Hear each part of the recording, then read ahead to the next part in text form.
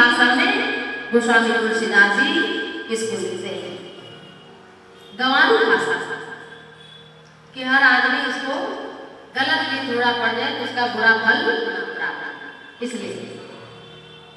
और उसके पश्चात स्वामी जी कहते हैं कि हम अंतःकरण की पवित्रता के लिए कथा को कह रहे हैं, सुना जाए।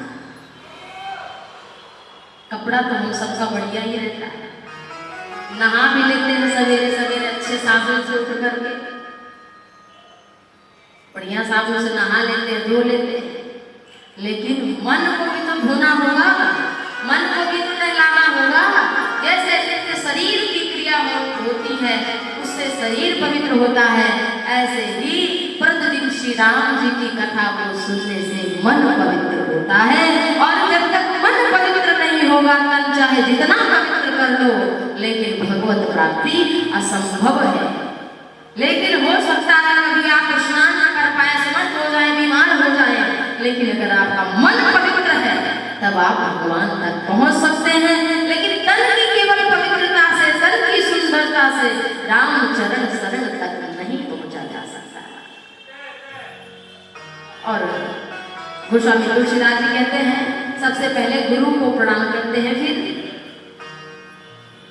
वंदम गुरु पद पद्म परागा सुरुचि सुभास सरस अनुरागा।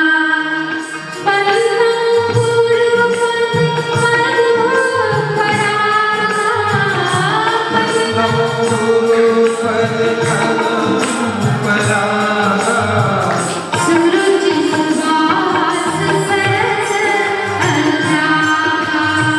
सुभास में अनुरागा, आमी अंगूरी माया चूरन सारू, आमी अंगूरी माया पूरन चारू, समन सकल भवरुज परिवारू।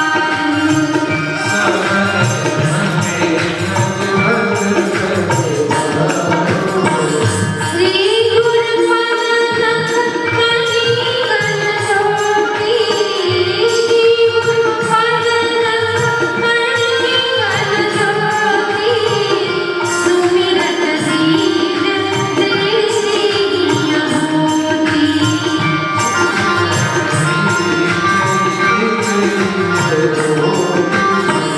सुमिरत दीन दृष्टि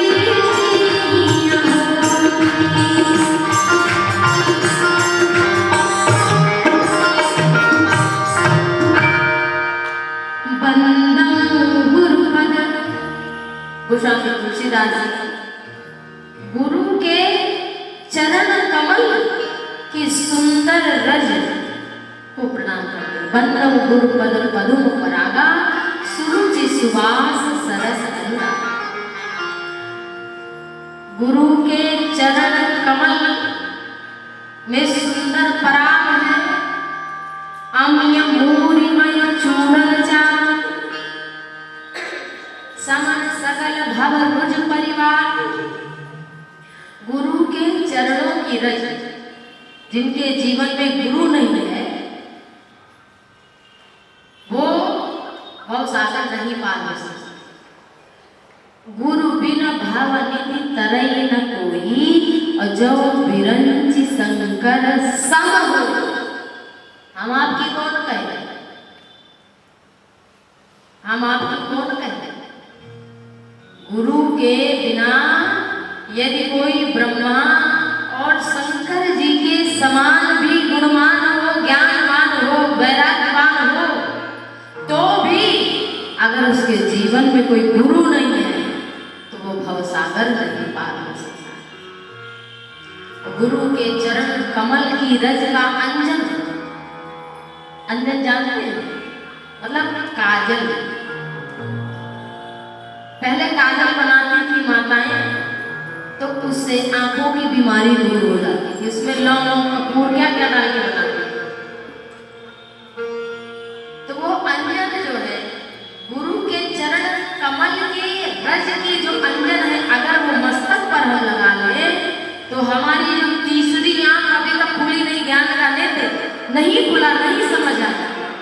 सचमुच ये संसार और माया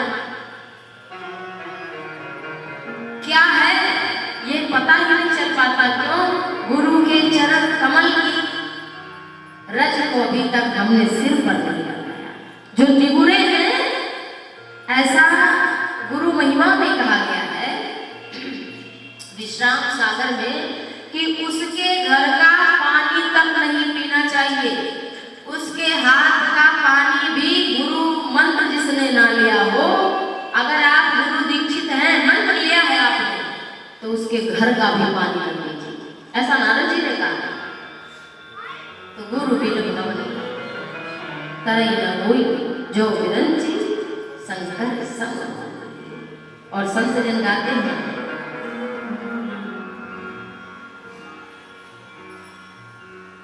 सद्गुरु तुम्हारे प्यार में, सद्गुरु तुम्हारे प्यार में जीना सिखा दिया।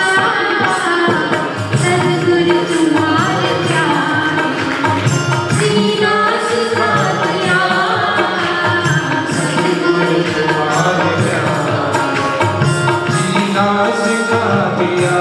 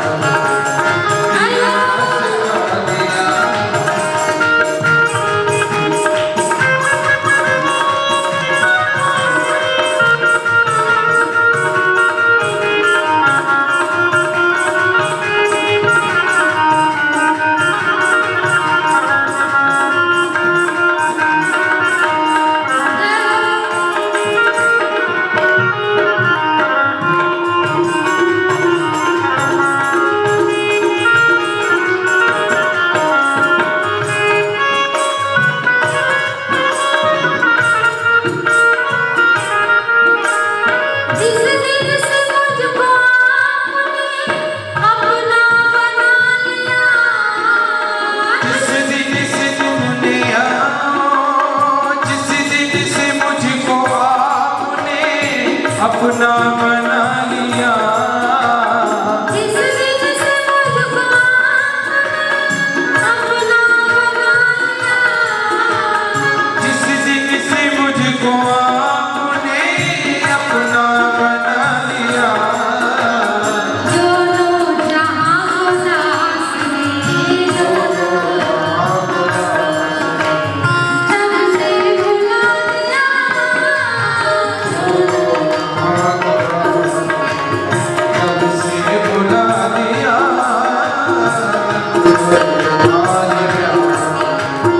जीना सिखा दिया।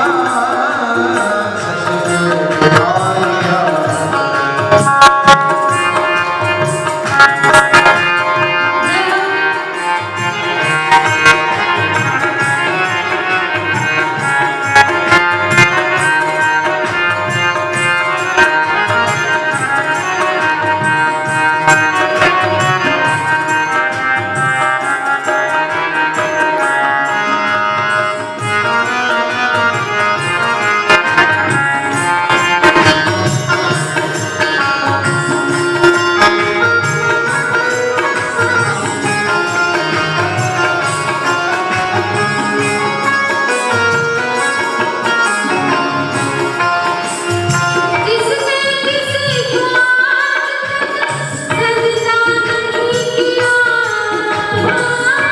किसी को आपने नहीं किया। जिसने किसी को सजदा नहीं किया। जिसने किसी को आज तक सजदा नहीं किया। वो सर मैंने आपके वो सर दर पे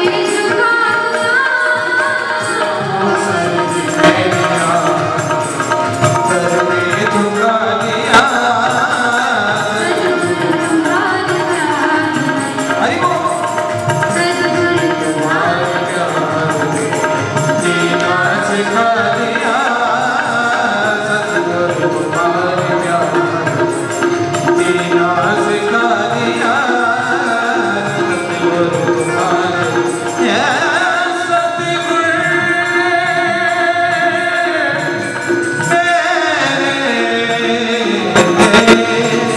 तुम्हारे प्यार ने जीना सिखा दिया।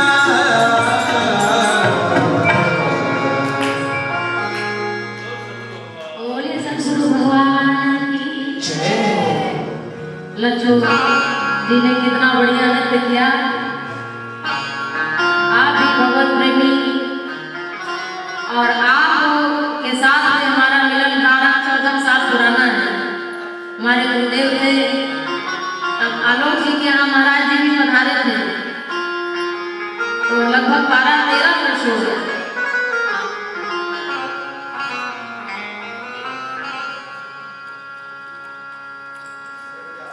भगवान के सामने नृत्य करना, उनको रिझाना, ये जब कोई संसार से थोड़ा विलग अपने को करता है तभी कर पाता है। लोग सब आजकल बारात में देखते होंगे बैंड वाला बज रहा है, आगे आगे कैसे नाचते हैं, वहां उनको कोई समझ नहीं आता। लेकिन कथा में तो भगवान की कृपा है। भगवान कहते हैं यदि कोई लज्जा त्याग करके भक्ति भाव से हमें रिझाने के लिए कोई नृत्य करता है तो उसके हाथों को मैं बिगड़ जाता है। बस संसार से नहीं, भगवान को रिझाने के लिए अगर हम नृत्य करते हैं तो भगवान कहते हैं उसके हाथ को बिगड़ जाता है। उसके कीर्तन में, उनकी कथा में, उनके भजन में तो गुरु की तो बड़ी महिमा है। चाहे राम जी आए तो उन्हें वशिष्ठ के यहाँ जाना पड़ा। ऐसे तो परम ब्रह्म थे, लेकिन फिर भी उन्होंने गुरु को स्वीकार किया। गुरु की, संत की कितनी बड़ी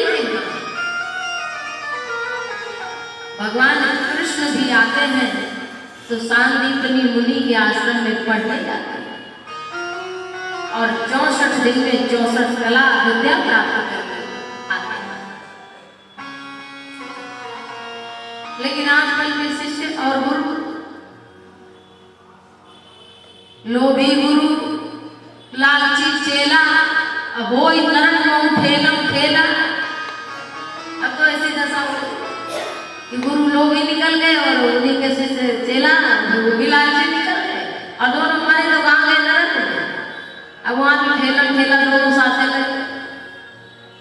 तो गुरु जो है कहते हैं ना, समझने साधारण भाषा में की पानी पियो छान क्यों गुरु करो जानो। थोड़ा उसके साथ में रहो, जानो कैसा है उसका स्वभाव, उसका तर्क, उसकी पवित्रता, तब गुरु बनाओ। क्योंकि शिष्य बनाना अगर वास्तविक वो संत है और किसी को भी शिष्य बना लेता है तो शास्त्रों के अनुसार शिष्य का पाप गुरु को भोगना पड़ता है। दो लोगों को भोगना पड़ता है दूसरे का पाप। एक किसको? आपने कुछ दान किया, हम उसको खा ले तो हमारे भजन का फल आपको मिल जाएगा और आपका जो फल है पाप का वो हमें प्राप्त हो जाएगा। इसलिए अन्न सबके घर का साधु नहीं ग्रहण करता। क्यों? क्योंकि अन्न जैसा खाओ अन्न वैसा बने मन। इसलिए साधु संत हर घर में भोजन नहीं किया करते, प्रसाद नहीं पाते सबके घर। कहीं गए और खा लिया, कुछ भी खा लिया, कहीं भी खा लिया। साधना करने के लिए, तपस्या करने के लिए सबसे पहले आहार शुद्धि होना चाहिए। जो चीज हम खाते पीते हैं, एक तो ऐसा होता है कि जो खाया मल बनकर मूत्र के द्वारा निकल जाता है, वो स्थूल होता है, निकल गया। लेकिन एक ऐसा उससे सूक्ष्म होता है जो हमारे आंतरिक शरीर को बल देता है, इंद्रियों को बल देता है, शरीर को बल देता है। लेकिन उससे भी सूक्ष्म होता है उसमें, फिर वो हमारे मन का निर्माण करता है।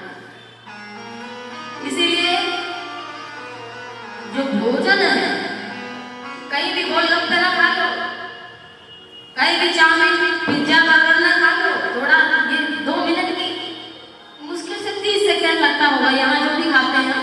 उसके बाद पेट में गया, कूड़ा बन गया और कूड़ा उतनी देर बन गया, फिर क्या हुआ? पेट में जल। कल ज्यादा खा लिया था, वहां गए थे साथी ने, ये खा लिया वो खा लिया, पेट खराब। स्वाद कितनी देर का था तो जरा देर। तो सबसे पहले तो हम अपने भोजन पर, अपने आहार पर कंट्रोल कर ले। हमारे गुरु जी कहा करते थे कि कम खाओ गम खाओ, कम खाओ गम खाओ, सुखी रहोगे। कम खाओगे तो शरीर सुखी रहेगा और कम खाओगे तो जीवन सुखी रहेगा। तो इसलिए ज्यादा खाने से अच्छा नहीं होता, कम थोड़ा कम। और कुछ चेले ऐसे होते हैं जो गुरु की सेवा भी नहीं करते। कहीं आश्रम में पढ़े हैं, मंदिर में पढ़े हैं, मठ में पढ़े हैं, पढ़े पढ़े खा रहे हैं। ऐसे ही चेला गुरु जी के पास पहुंचा, काम करने का कुछ मन नहीं करता था, पढ़े पढ़े खाता था। घर में थे तो घर वाले खा जाओ और खाए 20-20 रोटी एक बार। तो लोग कहे कि इसमें पानी तो पी लो। तो बोला बीच तो आए, बीच तो आए तभी तो पानी पी के बीच आया नहीं। वो फिर कहता जाए दाने दाने पे लिखा है खाने हाथ का नाम, दाने दाने पे लिखा है खाने हाथ का नाम। तो लोगों ने कहा तेरे लिए ये ठीक नहीं है, फिर तू तो एक है गोरे गोरे पड़ खाने वाले का, एक बार में 20-20 रोटी खा दे। और फिर कहते खाना हाथ का नाम लिखा। ऐसे एक शिष्य गुरु जी के यहाँ पहुंचा, आश्रम में 2 शिष्य थे। गुरु जी मोटे तगड़े तखत पे विराजमान हो गए, गुरु जैसे अद्भुत सुंदर स्वरूप।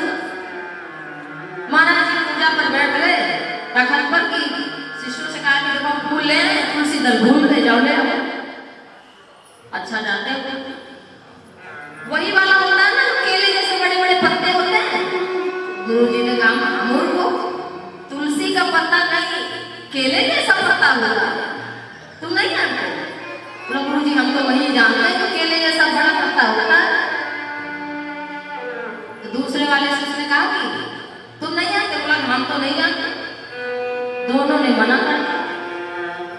तो गुरु जी ने कहा बड़ी समस्या हो गई, तुम दोनों जानते नहीं हो कि तुलसी दल क्या है, और हम पूजा में बैठ जाते हैं तो उठते नहीं है, पूजा पूरी ना हो। अब गुरु जी ने कहा ऐसा करो तखत उठाओ और हमें ले चलो बगीचे से। हमें बगीचे तो गुरु जी और तखत, अब दोनों शिष्य को पकड़ाया, ले चलो बगीचे। थोड़ी दूर बगीचा, दोनों हाँफते हाँफते तखत रखते रखते गए बगीचे में। गुरु जी तखत पे बैठते बैठते तुलसी दल उतारे और फिर कहे ले चलो पूजा कर, मंदिर में ले चलो। लेकर आए, हाँफ गए, पसीने पसीने हो गए। तो गुरु जी ने कहा पहचाना तुलसी दल, भूलोगे अब? बोले कि गुरु जी इस जन्म की कौन कहे जन्म जन्म नहीं भूलेंगे, ऐसा ज्ञान करा दिया आपने तुलसी दल का। तो गुरु जी तो भाई गुरु जी हैं, उनको ठिकाने लगाना तो आता ही है। ऐसे कहा तुलसी का पत्ता केवल लाना लोगे, और कहा गुरु जी और तखत भी उठाना। तो कुछ लोग ऐसे भी करते हैं माता पिता और गुरुजनों के साथ। तो गुरु को प्रणाम किया, फिर सबसे पहले ब्राह्मणों को प्रणाम किया। तुलसीदास जी ने कहा बंदम प्रथम महीसुर चरना, मोह जनित संशय सब हरना। सबसे पहले फिर ब्राह्मण को प्रणाम किया। देखो हमारे वर्ण व्यवस्था में 4 जातियां मुख्य रूप से, ब्राह्मण, क्षत्रिय, वैश्य और शूद्र। शास्त्रों के अनुसार ब्राह्मण ब्रह्मा जी की मुख से निकला है, क्षत्रिय हाथ से भगवान की भुजा से, वैश्य उदर से निकला है, और जो शूद्र है वो भगवान के चरण कमल से निकला है। अच्छा बताइए, आप भगवान या किसी महापुरुष के आप चरण छुएंगे कि मुंह छुएंगे? बताइए, चरण छुएंगे। तो वास्तविक रूप में आप किसे प्रणाम कर रहे हैं? जिसे हम नीच कुल में कहते हैं। लेकिन ये हमारी सोच है, जब एक पिता के विपुल कुमारा, जब एक ही पिता है, 4 उंगलियां हैं, अब ये हमारी ही हाथ की तो है उंगलियां, 5 उंगलियां। अब कोई है कौन सी काटी जाए, बता दो इन 5 में से कौन उंगली काटी जाए, तो आप क्या बताएंगे? सब में बराबर नहीं दर्द होगा। ऐसे ही भगवान का ही ये जनता जनार्दन है। भगवान कहते कोई अपूज्य नहीं है, कोई निंदनीय नहीं, बस बात इतनी है कि पुरुष नपुंसक नारी वा जीव चराचर कोई, और सर्व भाव भज कपट ब्रज मोहि परम प्रिय सोई। भगत जीवन में अति नीचो प्राणी, मोहि प्राण प्रिय असीम पाठ। ऐसा नहीं भैया कोई ब्राह्मण बन गया तो वो ब्राह्मण का टिकट दिखा दे वैकुंठ में, वो कहा हमें वैकुंठ में प्रवेश चाहिए, मिलेगा किसी को? कभी नहीं मिलेगा। वैकुंठ में जाना है तो आपके सत्कर्म का टिकट आप दिखाएंगे, या हमने ये टिकट ले रखा है, तभी आपको वैकुंठ में प्रवेश मिलेगा। अन्यथा चाहे आप ब्राह्मण हो, चाहे क्षत्रिय हो, चाहे वैश्य हो, चाहे शूद्र कुल में हम जन्मे हो, अगर भगवान की भक्ति है तो सबरी का झूठा राम दिखाने के लिए तैयार है। लेकिन रावण जैसा कोई ब्राह्मण है तो भगवान कहते हैं कि वो मुझे स्वीकार करे। तो प्रेम भगवान में तो प्रेम चाहिए। जैसे हम पन्नव प्रथम महीसुर चरना, मोह जनित संशय सब हरना। ब्राह्मण कौन है? जो ब्रह्म को जान ले, जो ब्रह्म को जान ले वही ब्राह्मण है। पंडा, पंडा का मतलब है चोला पहन करके पूजा करा लेना, नहीं तो मंत्र याद करके। पंडा का मतलब है पंडित, पंडित का मतलब है उसको वास्तविक सत्य असत्य का ज्ञान हो जाना, वो पंडित है। आजकल के पंडा और जगन्नाथ जी की पंडा आपने देखे होंगे जो गए हो, वहां के पंडा के पीछे लग जाएंगे भूजे से। एक पंडा लगा 100 रुपया दर्शन, 100 रुपया दर्शन, 100 रुपया दर्शन, 100 रुपया दर्शन, नजदीक से 100 रुपया दर्शन, 100 रुपया दर्शन। एक आदमी के पीछे लग गया, आदमी हो गया था परेशान, काला 85 लोग लौट जाएंगे दर्शन। खुला पंडा का मुंह बना नहीं है। तो ब्राह्मण होने का मतलब केवल तिलक लगा लेना, वस्त्र धारण करना नहीं है। ब्राह्मण का अर्थ है ब्रह्म को जान लेना। नहीं तो रावण को राक्षस कहा गया। रावण को इतना ज्ञानी था, इतना विद्वान था, इतना वैभवशील था। रावण के समान किसी के पास उस समय कुछ था क्या? कुछ नहीं था। रावण की अगर तुलना की जाती है तो स्वयं परम को थे परमात्मा, उनकी तुलना तो किसी से हो नहीं सकती। लेकिन लीला में हम तुलना करें, लीला तो रावण के पास क्या है? सोने की दीवार, सोने की खिड़की, एक एक चीज सोने की है रावण के यहाँ। इतना ज्ञान जटाटवी गलत जल प्रवाह पावतस्थले गले वलम कलम निदान दुरक्त दुक्त मालिकाम डमट डमट डमट डमट विनाट मट डबल में जगार चंद्रदान का करोध मन शिवम। रावण ने कैसा कैसा लिख दिया है कि साधारण व्यक्ति पढ़ने में भी सोचे उसको 2 महीने में याद करने में लगेगा। रावण जैसा विद्वान नहीं, रावण जैसा ज्ञानी नहीं, रावण जैसा वैभवशील नहीं, रावण जैसा ऐसा कि ब्रह्मा जी जो पूजा स्वयं उसके घर में कराने आते हो, शंकर जी आते हो, लेकिन रावण फिर भी हार गया। क्यों? क्योंकि उसने ब्रह्म को नहीं जाना। तो जो ब्रह्म को न जाने वो ब्राह्मण नहीं है। इसलिए गोस्वामी जी ने कह दिया मोह जनित संशय सब हरना बंदो प्रथम महीसुर चरना। इसलिए वंदना किया कि ब्राह्मण अपने ज्ञान से हमारे जीवन के मोह रूपी अंधकार को मिटा करके सूर्य रूपी प्रकाश में दिखा दे, वो है ब्राह्मण। फिर गोस्वामी तुलसीदास जी कहते हैं साधु चरित शुभ चरित कपासु निरस विशद गुणमय फल जासु। साधु चरित शुभ चरित कपासु निरस विशद गुणमय फल जासु।